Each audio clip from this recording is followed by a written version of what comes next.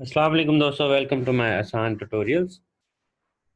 Computer networks and data communication lecture series में हमारा जो है ये दूसरा लेक्चर है। लास्ट लेक्चर में हमने डिस्कस किया था कि कंप्यूटर नेटवर्क्स क्या होता है और डाटा कम्युनिकेशन क्या होती है, और कंप्यूटर नेटवर्क का सब्जेक्ट क्यों पढ़ा जाता है, कौन कौन से लोग जो हैं या कौन कौन सी डिग्रीज़ में ये कोर्स जो है शामिल होता है। तो दोस्तों उसके अलावा हमने फिर नेटवर्क की कुछ डेफिनेशन, डिटेल्स और उसकी एडवांटेजेस वगैरह भी डिस्कस किए। तो डेफिनेशन एक सिंगल लाइन में मैं अगर रिपीट करूं तो व्हेन वी जॉइन टू और more computers together with computerized devices we make a computer network. तो उसके बाद एडवांटेजेस में यही था कि फाइल शेयरिंग हो या डाटा शेयरिंग हो या कोई भी डाटा कम्युनिकेशन वगैरह एक्टिविटी जितनी भी परफॉर्म होती है वो हमारी कंप्यूटर नेटवर्क्स का कहने के एडवांटेज और मेन रीज़न है कंप्यूटर नेटवर्क्स डेवलप करने की। उसके अलावा डिसएडवांटेजेस में हमने कुछ देखा, कॉस्ट इशू हो सकते हैं और प्राइवेसी और सिक्योरिटी इश्यूज वगैरह भी हो सकते हैं।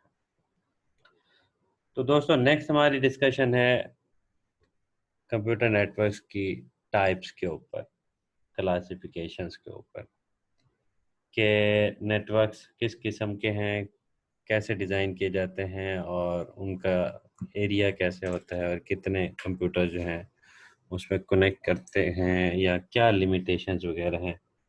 तो इसको डिस्कस करने से पहले हम उसकी प्रॉपर जो है डिज़ाइनिंग से पहले टाइप्स को डिस्कस कर लेते हैं कि नेटवर्क्स की टाइप्स क्या है।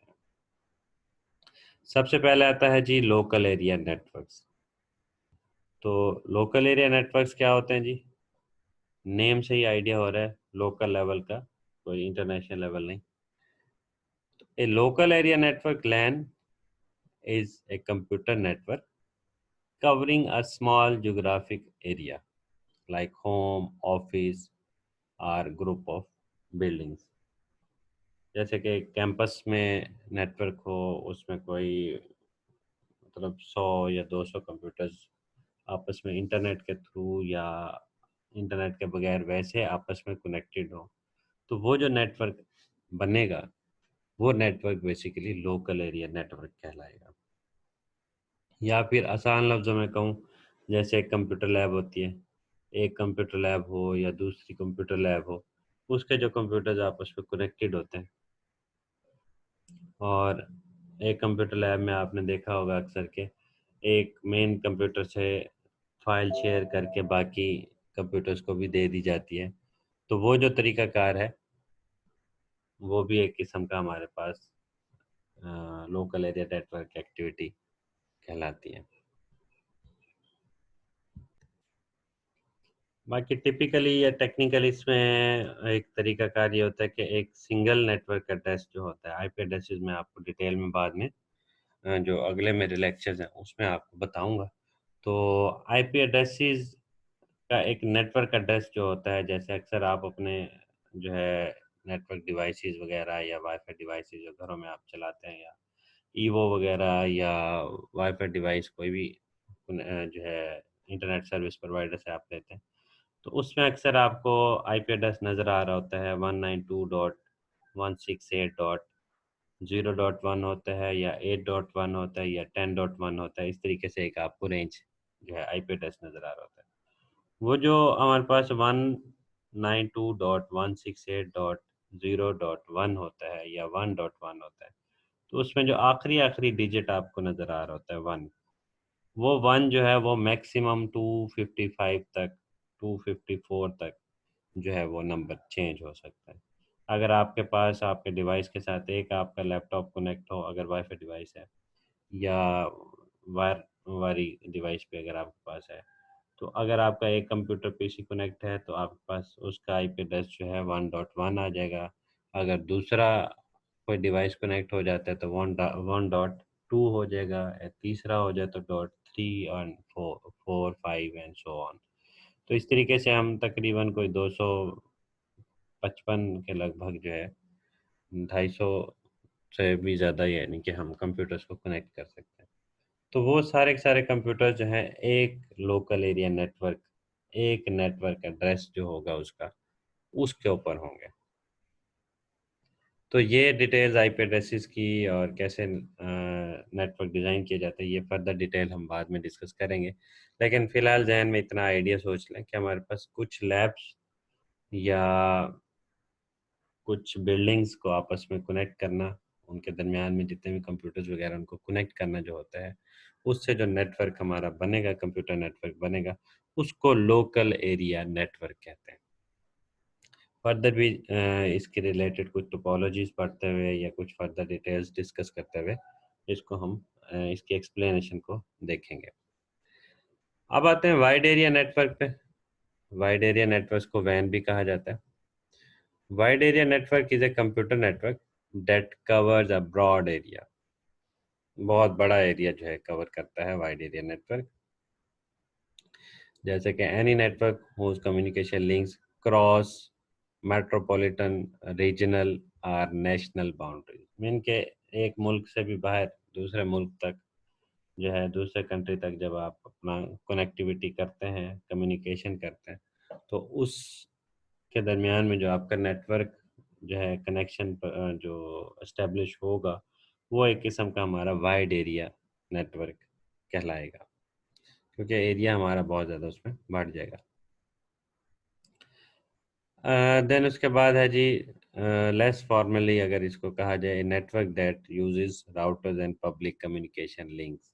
पब्लिक कम्युनिकेशन लिंक कैसे है, जैसे हमारे पास लोकल जो है नेट टेलीकम्युनिकेशन एजेंसीज होती हैं, या जैसे पाकिस्तान में पीटीसीएल है। उस पीटीसीएल ने क्या किया हुआ कि पूरे पाकिस्तान को जो है हर सिटी को कनेक्ट किया हुआ आपस में through wires and through wireless devices, antennas वगैरह। तो हर सिटी, हर जो एरिया है वो आपस में कनेक्टेड है पीटीसीएल के जो नेटवर्क की वजह से। तो उस नेटवर्क को यूज़ करते हुए अगर आप अपना डाटा शेयर करें, कम्युनिकेशन करें या नेटवर्क अपना डिज़ाइन करें उन कनेक्शन या केबल्स को यूज़ करते हुए, तो उससे जो हमारे पास नेटवर्क बनेगा वो उसकी रेंज बढ़ जाएगी, और उसी नेटवर्क को फर्दर हम किसी एक दो और कंट्रीज़ के साथ कनेक्ट कर लें, तो वो भी ऐसे समझ लें कि जैसे हमारी रेंज जो है वाइड एरिया लेवल पे चली जाएगी, और जो नेटवर्क हमारा बनेगा वो वाइड एरिया नेटवर्क बन जाएगा। The largest and most well-known example of wide area network is internet. तो हम जो इंटरनेट यूज़ करते हैं, इंटरनेट के ज़रिए पूरे ग्लोब पे जितने भी कंट्रीज़ हैं उनके साथ हम कनेक्टेड रहते हैं, और हर कंट्री का कनेक्शन जो है दूसरे बाकी दुनिया के कंट्रीज़ के साथ इस्टेब्लिश हो जाता है आसानी से। तो जो इंटरनेट सर्विस प्रोवाइडर होता है वो एक मेन लिंक के थ्रू सबको आपस में कनेक्ट रखते हैं। अब मेन लिंक क्या है कि हर ये ऐसे जैसे हर कंट्री ने अपनी अपनी नेटवर्किंग इंटरनल जो है वो इस्टेब्लिश करनी है। इस्टेब्लिश करने के बाद फिर बाकी कंट्रीज़ के साथ कनेक्टिविटी के लिए एक जो लाइन होगी उसके थ्रू वो कनेक्ट हो जाएंगे।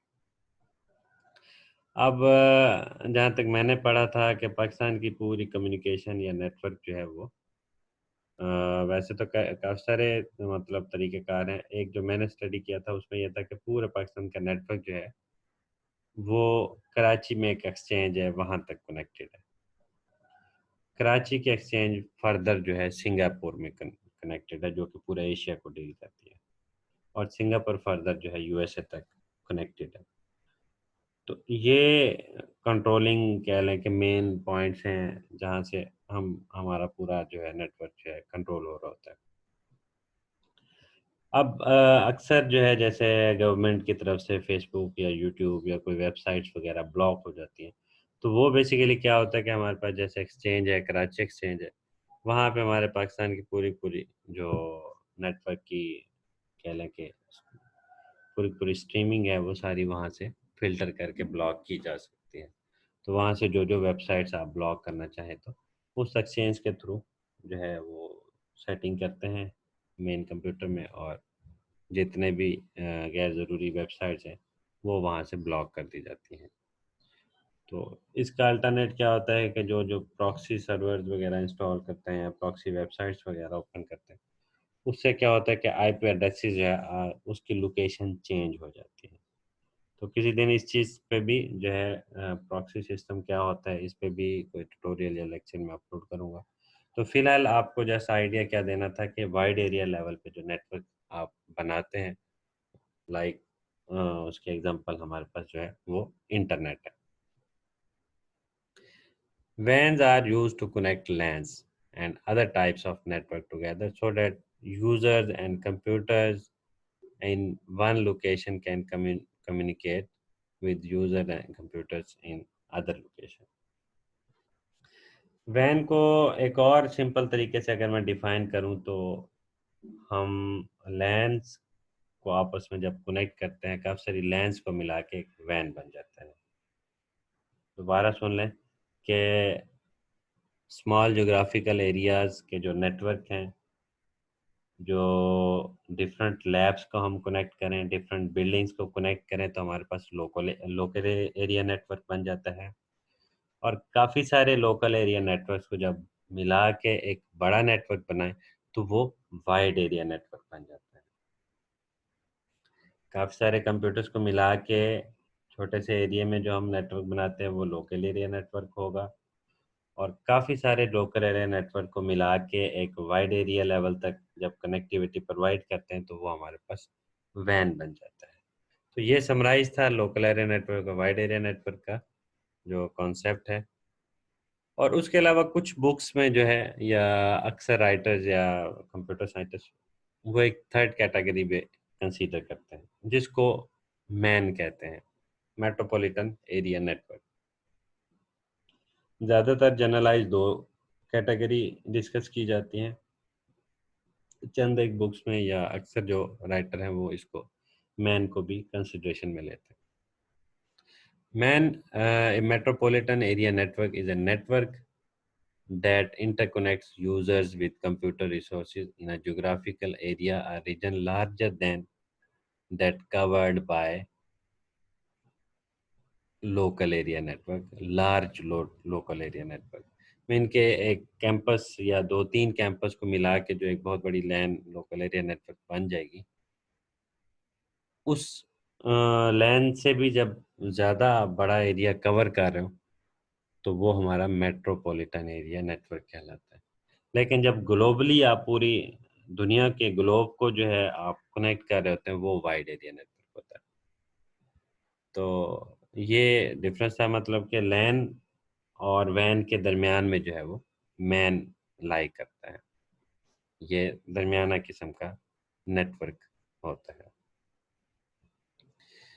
The term is applied to interconnection of networks in a city into a single larger network। मतलब इसमें दो तीन सिटीज को कनेक्ट कर लें या एक अकेला सिटी जो है आपस में उसके जो जितने भी कंप्यूटर्स हैं जब कनेक्टेड होते हैं तो उस सिटी के अंदर की सारी सारी हम डिटेल जो हैं कह सकते हैं कि ये एक मेट्रोपॉलिटन एरिया नेटवर्क लेवल है।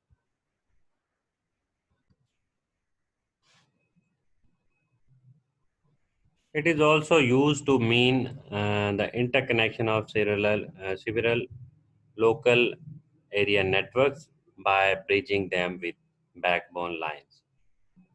The latter usage is also sometimes referred to as a campus network। तो ये वही बात आ गई कि एक सिटी लेवल का कनेक्शन हो या कोई दो तीन कैंपसेस को कनेक्ट किया जाए, या अगर आपका बहुत बड़ा कैंपस हो तो उसमें डिफरेंट लैब्स या लोकल एरिया नेटवर्क्स को कनेक्ट करके जो एक बड़ा नेटवर्क बनेगा वो जो है मेट्रोपॉलिटन एरिया नेटवर्क मैन कहलाएगा। तो ये हमारे पास लोकल एरिया नेटवर्क की एक टिपिकल डायग्राम है। आइडिया आपको मैंने लैब्स के लिहाज से दे दिया है।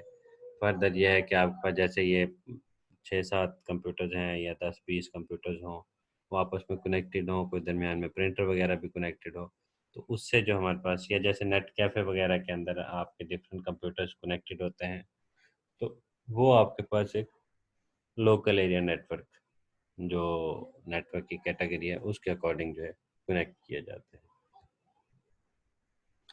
देन हमारे पास है जी वाइड एरिया नेटवर्क। ये अब हमारे पास डायग्राम है कि एक पूरे ग्लोब को जब आपस में कनेक्ट करते हैं। आप कनेक्टिविटी में क्या होता है कि सपोज के आप घरों में जो इंटरनेट यूज़ कर रहे होते हैं उसकी मैं थोड़ी सी आपको जो है एग्जांपल देता हूँ रियल लाइफ में कि कैसे हम इंटरनेट यूज़ कर रहे होते हैं। कि जब घरों में आप डिवाइस यूज़ कर रहे होते हैं, इंटरनेट की कोई भी डिवाइस यूज़ कर रहे होते हैं, उसके थ्रू आप अपना लैपटॉप कनेक्ट करते हैं। तो लैपटॉप पे जो ही आप एक किस्म का इंटरनेट ब्राउज़र पे गूगल लिखते हैं या फ़ेसबुक लिखते हैं या कुछ भी आप लिखते हैं, जब आप टाइप करते हैं तो आपकी वो जो क्यूरी है, वो कीवर्ड्स हैं, वो इंटरनेट का कनेक्शन है, वो ब्राउज़र से फर्दर आगे अपनी कनेक्टिविटी देखता है कि इंटरनेट चल रहा है या नहीं, तो वो आपके जो नेटवर्क डिवाइस घर में रखा होता है, वाईफ़ाई डिवाइस हो या केबल नेटवर्क हो, उस केबल के थ्रू या वाईफ़ाई डिवाइस के थ्रू आपको इंटरनेट प्रोवाइड करता है। जो वाईफ़ाई डिवाइस है आपकी या इंटरनेट डिवाइस है, वो डिवाइस फर्दर कनेक्टेड होती है हमारे इंटरनेट सर्विस प्रोवाइडर के साथ। सपोज़ कि हमारे पास इंटरनेट डिवाइस जो है वो ज़ोंग कंपनी की तरफ से है या यूफोन कंपनी की तरफ से या मोबिलिंग कंपनी की तरफ से जो पाकिस्तान में ऑपरेट करती हैं, या कोई भी हो अगर इंडिया में है तो वोडाफोन वगैरह कंपनी है, वो लोग इंटरनेट सर्विस प्रोवाइड करते हैं। तो वो डिवाइसेस या वो जो सर्विस प्रोवाइडर हैं, वो फर्दर नेक्स्ट स्टेप पे कनेक्टेड होते हैं पीटीसीएल की मेन जो है लिंक के साथ। या हमारे सपोज़ के जो सिटी है रीमर खान है, तो रीमर खान का जो पीटीसीएल एक्सचेंज है, वहाँ तक का हमारा कनेक्शन एस्टेब्लिश हो जाता है इस डिवाइस।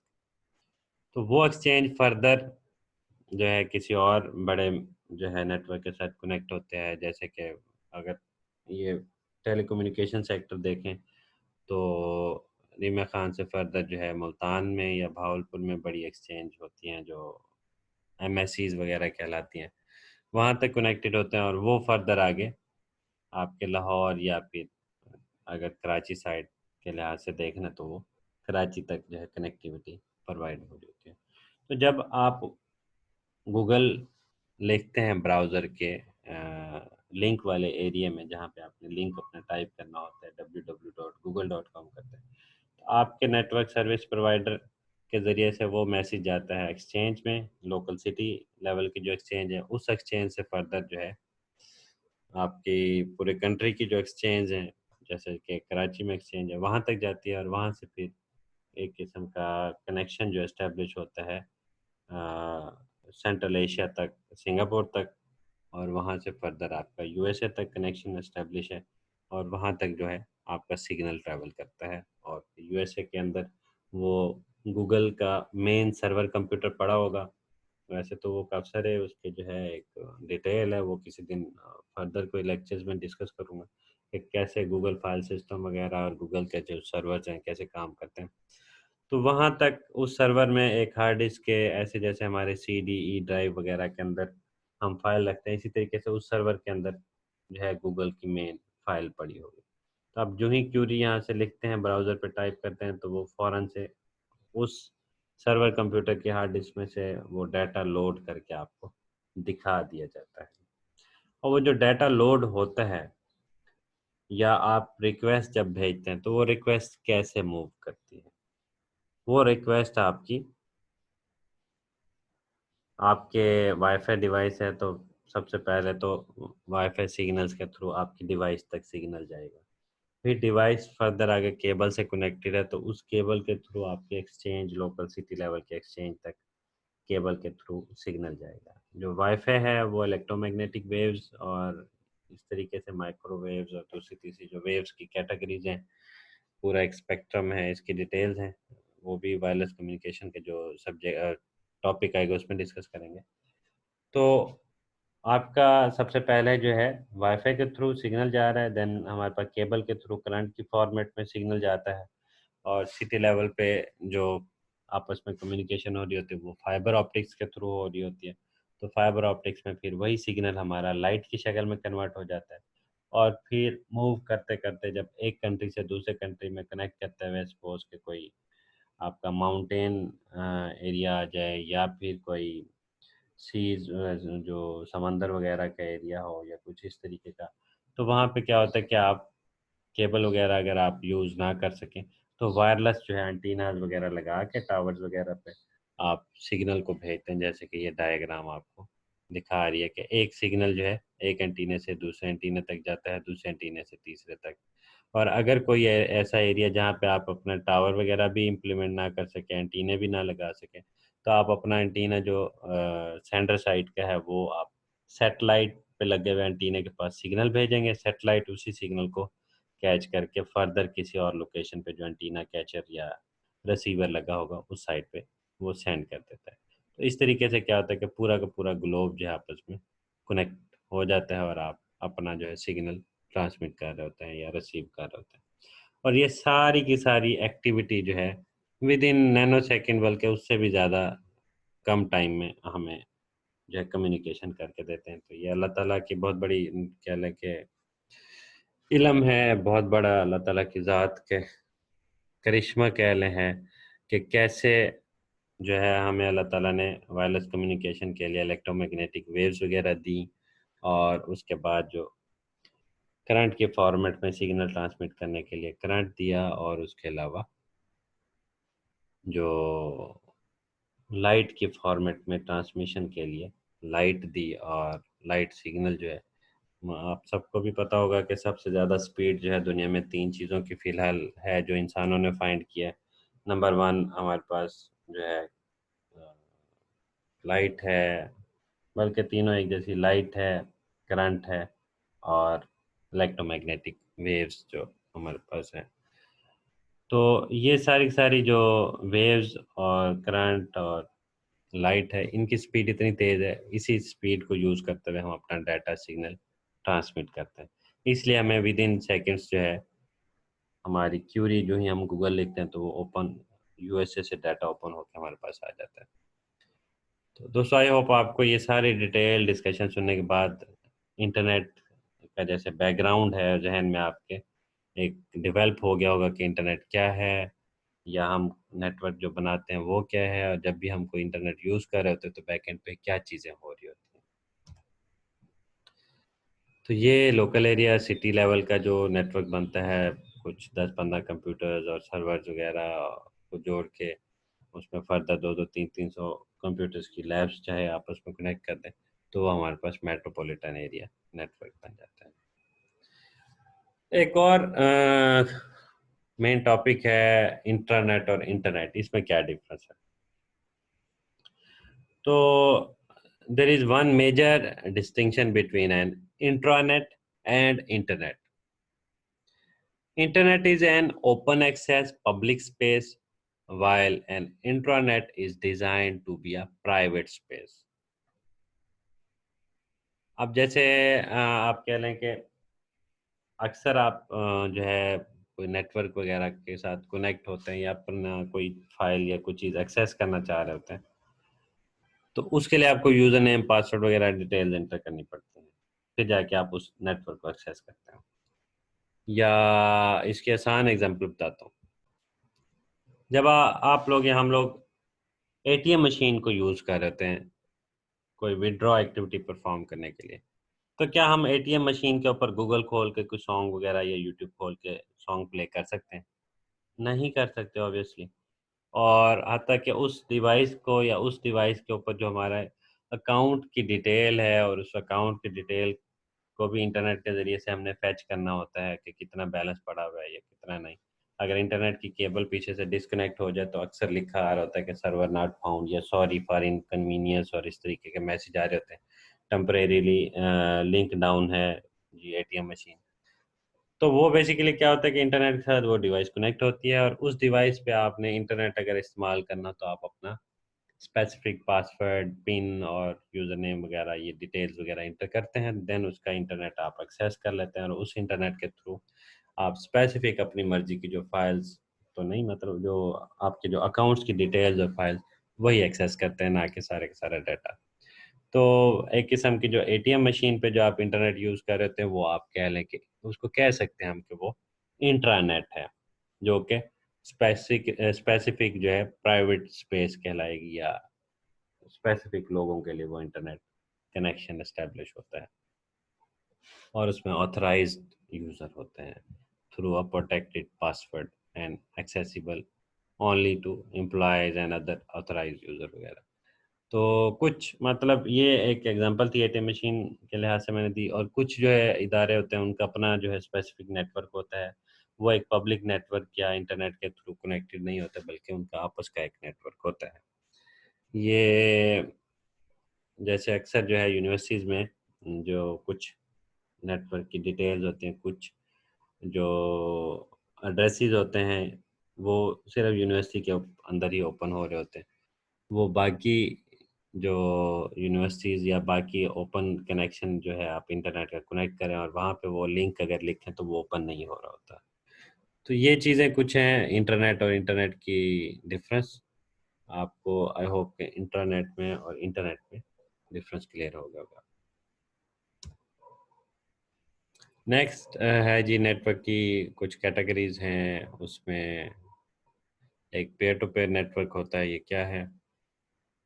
ये दोस्तों जो नेटवर्क की कैटेगरीज या कुछ बेसिक टर्मिनोलॉजीज वगैरह मैं डिस्कस कर रहा हूँ, ये इसलिए डिस्कशन हो रही है कि फर्दर हमने इन सारी टर्मिनोलॉजीज को यूज़ करते हुए बाकी डिस्कशन करनी है, नेटवर्क्स वगैरह जो है डिज़ाइन वगैरह भी करने हैं। तो उसमें ये आइडियाज़ बेसिक अगर आपको नहीं होंगे तो फिर आप नेटवर्क का सब्जेक्ट आप नहीं समझ पाएंगे। तो पेयर टू पेयर नेटवर्क क्या होता है? It is a network where the computers act as both workstation and servers. मतलब हर कंप्यूटर ऑल इन ऑल होता है, अपने आप में वो बॉस होता है, और वही सर्वेंट होता है, वही बॉस होता है, वही वर्क स्टेशन है, वही सर्वर है। अच्छा, great for small simple and inexpensive networks. In a strict peer-to-peer networking setup, every computer is an equal a pair in the network. तो उसके पास अथॉरिटी जो है इक्वल लेवल की होती है, उसको कोई कंट्रोल नहीं कर रहा होता, ना ही वो किसी को कंट्रोल कर रहा होता है, बल्कि सबके राइट्स बराबर होते हैं। Each machine can have resources that are shared with any other machine. There is no assigned role for any particular device, and each of devices usually runs similar software. Any device can and will send request to any other devices. तो ये हमारा pair to pair network का एक idea था, और ये diagram से further आप देख लें कि एक दरमियान में स्विच लगा हुआ है और डिवाइस लगा हुआ है। इस डिवाइस के थ्रू सपोज के 1 2 3 4 5 एंड 6 कंप्यूटर्स आपस में कनेक्टेड हैं। ये आपस में रिक्वेस्ट फॉरवर्ड करेंगे, रिस्पॉन्ड करेंगे, और रिक्वेस्ट को send and receive activity perform करेंगे। और सारे के सारे जो डिवाइसेस हैं उनके इक्वल उनके पास कैपेसिटी होगी जो कंट्रोलिंग वगैरह की। कोई एक कंप्यूटर ज़्यादा ऑथराइज नहीं होगा, सारे के सारे बराबर लेवल पे वर्क कर रहे होंगे। देन उसके बाद है जी क्लाइंट सर्वर नेटवर्क है। क्लाइंट सर्वर नेटवर्क को पढ़ने से पहले हम ये डिस्कस कर लेते हैं सर्वर क्या होता है, क्लाइंट क्या होता है। Server computer is a core component of network providing of a network component of a network providing a link to the resources necessary to perform any task. A server computer provides a link to the resources necessary to perform any task. The link is it provides could be to a resource existing on the server itself or a resource on a client computer. होता ये है कि server एक main computer होता है। इसके simple सी example ये है, नेट कैफेज में हम जाते हैं, एक जो मेन कंप्यूटर पड़ा होता है, बाकी सारे कंप्यूटर उसके साथ कनेक्टेड होते हैं। उस मेन कंप्यूटर की कुछ फाइल्स जो होती हैं, कुछ सॉफ्टवेयर जो होते हैं, वो बाकी कंप्यूटर्स भी शेयर कर रहे होते हैं। और वो अगर मेन कंप्यूटर सर्वर कंप्यूटर अपने वो फाइल्स की शेयरिंग ऑफ कर दे या वो सर्वर कंप्यूटर बंद हो जाए, तो आप बाकी कंप्यूटर्स पे डाटा वगैरह एक्सेस नहीं कर सकते, जो कि एक सेंट्रलाइज शेयर्ड सर्वर का डाटा होता है। क्लाइंट कंप्यूटर क्या होता है जी? Computers normally request and receive information over the network. जब किसी सर्वर कंप्यूटर से आप अपना कोई फाइल एक्सेस करते हैं, तो वो बेसिकली आप as a client computer access कर रहे होते हैं। सर्वर कंप्यूटर का डाटा जब शेयर होता है और आप एक्सेस कर रहे होते हैं, वो as a client computer access कर रहे होते हैं, और रिक्वेस्ट करते हैं और रिसीव करते हैं डाटा वगैरह, ये सारी। लेकिन उस सर्वर कंप्यूटर की जो फाइल्स हैं उसके अंदर चेंजेस वगैरह कह लें कि उसकी अथॉरिटी क्लाइंट कंप्यूटर के पास नहीं होती, बशर्ते कि अगर सर्वर कंप्यूटर उसको अथॉरिटी दे, ऑथराइज करें। Client computers also depends primarily on the central server for processing activities. तो सर्वर कंप्यूटर और जो क्लाइंट कंप्यूटर की डेफिनेशन क्लियर होने के बाद अब आते हैं क्लाइंट सर्वर नेटवर्क क्या होता है। In this design A small net number of computers are selected as a centralized servers and given the task of providing services to a large number of users machines called clients। इसमें यह होता है client server model में कि कुछ computers को server computers बना दिया जाता है और बाकी काफ़ी सारे कंप्यूटर्स को जो है क्लाइंट कंप्यूटर बना दिया जाता है। तो वो जो नेटवर्क बन जाता है वो क्लाइंट सर्वर नेटवर्क मॉडल बन जाता है। जैसे कि आपके पास ये डायग्राम दी हुई है कि एक सर्वर कंप्यूटर कह लें कि बन गया और बाकी जो है 4-5 कंप्यूटर्स जो हैं वो कनेक्टेड है इस सर्वर कंप्यूटर के साथ और सर्वर कंप्यूटर ही रिस्पॉन्ड करेगा प्रॉपर तरीके से और डिफरेंट कंप्यूटर्स की रिक्वेस्ट वगैरह लेकर। तो ये तरीकाकार है, सर्वर कंप्यूटर में मेन फाइल्स पड़ी होंगी और क्लाइंट कंप्यूटर जो है आर्जी तौर पर उनको यूज़ कर रहे होंगे। ये जैसे अक्सर नादरा के ऑफिसेज वगैरह में एक सर्वर कंप्यूटर होता है, बाकी सारे क्लाइंट कंप्यूटर होते हैं, या फिर नेट कैफ़ेज़ के एग्जांपल्स हैं, छोटी-छोटी एग्जांपल्स हैं, बड़ी-बड़ी एग्जांपल्स और बड़े नेटवर्क्स की फर्दर डिटेल्स हैं, वो भी सब्जेक्ट के थोड़े एडवांस लेक्चर्स के साथ-साथ आपको बताता रहूँगा। तो थैंक यू दोस्तों। नेक्स्ट लेक्चर ट्यूटोरियल देखने के लिए चैनल को सब्सक्राइब कर लें, बेल आइकन को क्लिक कर लें। थैंक यू, अल्लाह हाफिज़।